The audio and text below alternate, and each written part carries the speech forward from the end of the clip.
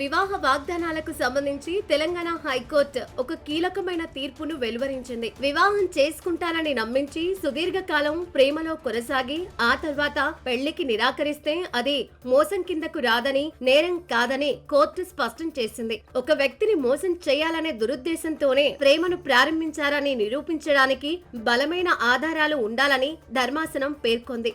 ఆ మేరకు పెద్దపల్లి జిల్లా అంతర్గా మండలానికి చెందిన ఓ యువకుడిపై నమోదైన క్రిమినల్ కేసును హైకోర్టు కొట్టివేసింది. సంతోష్ అనే యువకుడు 2018లో ఒక యువతికి ప్రేమ ప్రతిపాదన చేశాడు. మొదట ఆమె నిరాకరించినప్పటికీ ఆత్మహత్య చేసుకుంటానని బెదిరించి ఒప్పించాడని యువతి తరఫు న్యాయవాది వాదించారు. దాదాపు 5 ఏళ్ల పాటు వీరిద్దరూ ప్రేమలో ఉన్నారు. ఆ తర్వాత వివాహం చేసుకోవాలని యువతి కోరగా సంతోష్ నిరాకరించాడు. పెద్దలు మధ్యవర్తిత్వం చేసినా ఫలితం లేకపోవడంతో పెళ్లి పేరుతో తనను మోసం చేశాడని సంతోష్ పై ఆమె పోలీసులకు ఫిర్యాదు చేసింది. దీనిపై విచారణ జరిపిన జస్టిస్ ఎన్ తుకారాంజీ కీలక విశ్లేషణ చేశారు.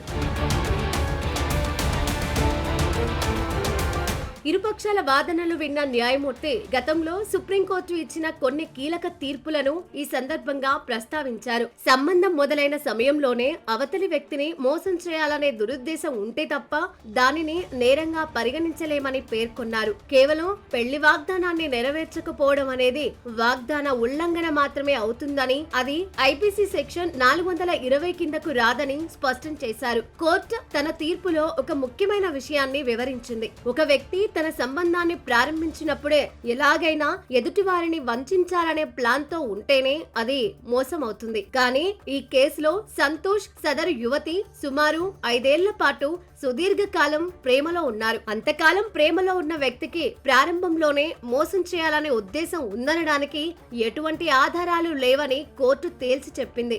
5 ఏళ్ల అనుబంధం తర్వాత వచ్చిన విభేదాలను నేరపూరిత చర్యగా చూడలేమని న్యాయమూర్తి అభిప్రాయపడ్డారు. వ్యక్తిగత సంబంధాలు దెబ్బతిన్నప్పుడు వాటిని క్రిమినల్ కేసులుగా మార్చడం చట్ట ప్రక్రియను దుర్వినియోగం చేయడమేనని హైకోర్టు ఘాటుగా వ్యాఖ్యానించింది. ఇలాంటి కేసులను కొనసాగించడం వల్ల కోర్టుల సమయం వృధా అవ్వడమే కాకుండా వ్యక్తుల జీవితాలు కూడా దెబ్బతింటాయని పేర్కొంది. అందుకే తన విచక్షణ అధికారాన్ని ఉపయోగించి పిటిషనర్ పై నమోదైన ఎఫ్ఐఆర్ ను కొట్టివేస్తున్నట్లు ఉత్తర్వులు జారీ చేసింది. ఈ తీర్పు ఇప్పుడు న్యాయవర్గాల్లో, సామాజిక మాధ్యమాల్లో పెద్ద చర్చకు దారితీసింది.